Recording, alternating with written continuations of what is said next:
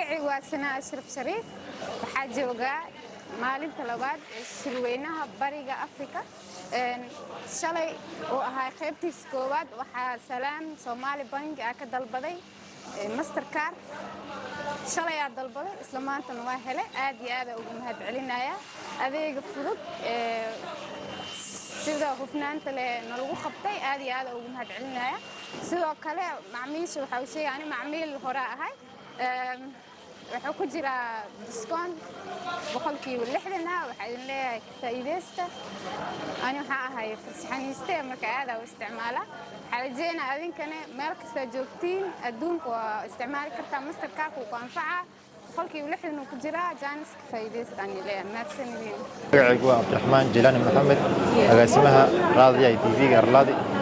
waxaan ka mid ahay ka qaybgalayaasha shirka iskaashiga bariga Afrika inta aan joogay shirka waxaan dabcan kula kulmay team ka socdo bangiga Salaam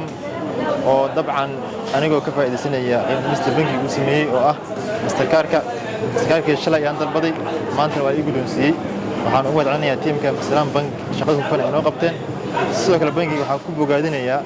sidoo markasta u garab taagan yahay dadka Soomaaliyeed waxaan u rajaynayaa mustaqbal wanaagsan insha Allah